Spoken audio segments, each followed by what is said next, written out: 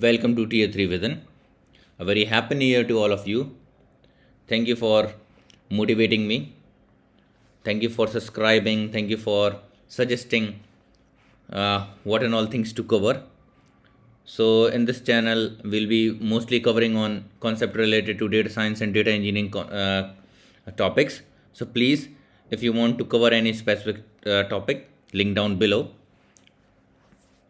So without further delay, we are going to discuss about dictionary comprehension. So as we know that in the previous video we discussed about list comprehension. So similar to list comprehension, the same logic applies to dictionary also. So what is dictionary? So dictionary is a kind of a key value pair, and it is also one of the JSON format, JavaScript object notation, and it helps you to store your data in a key and value format. So similarly, you can also apply all the kind of concept related to list comprehension to dictionary comprehension. You can pretty much write every concept in a single line. So here I have one list. I have another list.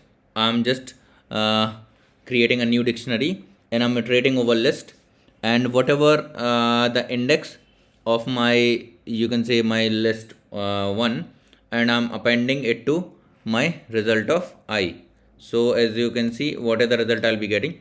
Now the same thing I can do using single line using dictionary comprehension. So I is my output, and colon, I want to separate this by colon, and I want to print my list dot index of I.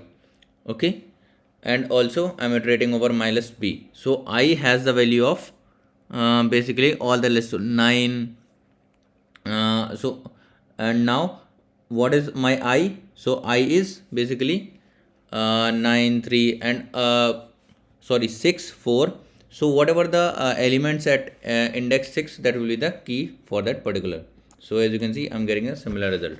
You can also do this kind of concept, or what I'll say, dictionary comprehension on a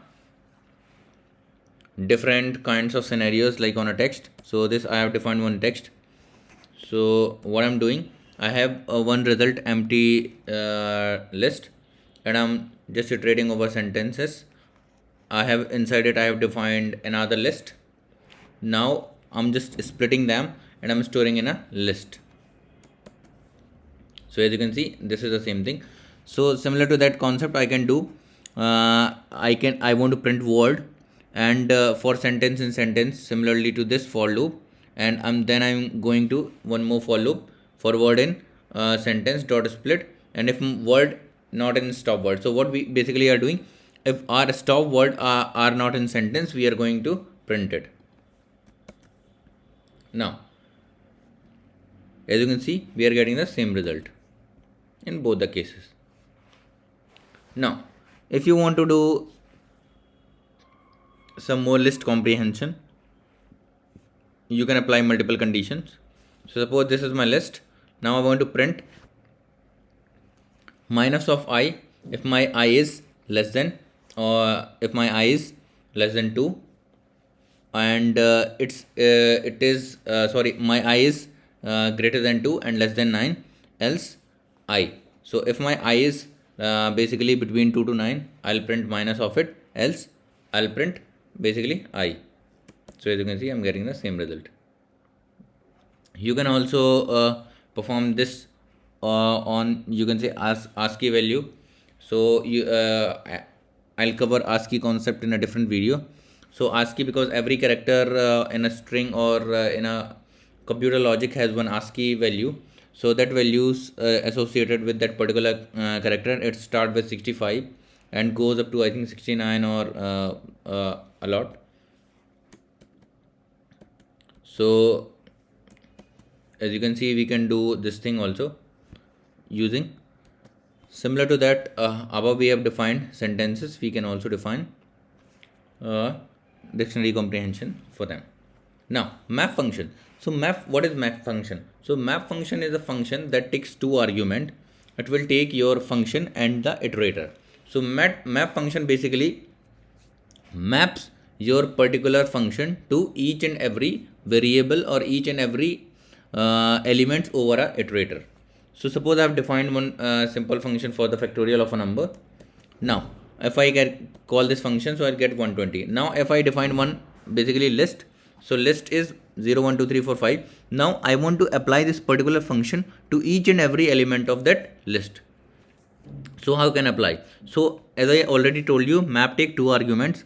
One is function, so my function is fact, and iterator. Iterator is my list.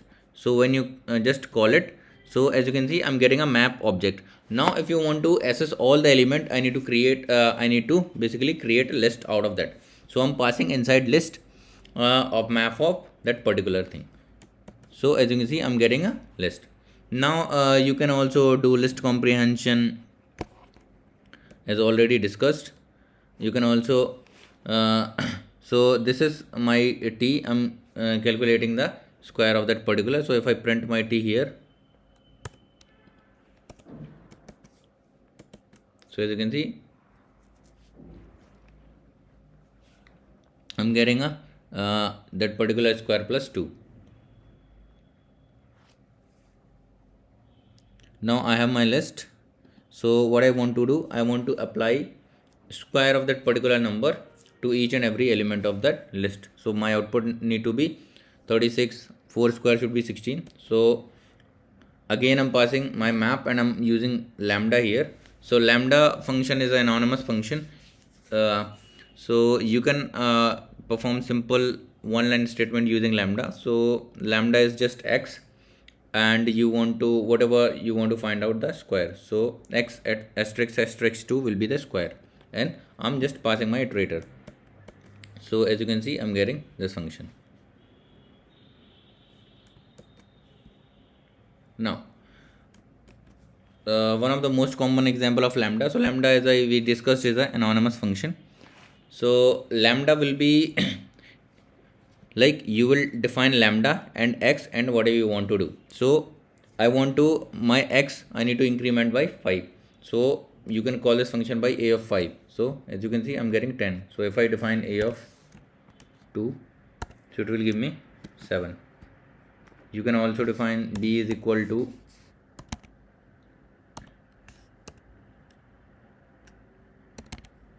lambda x, x. I'm finding just the square of the number. So sorry.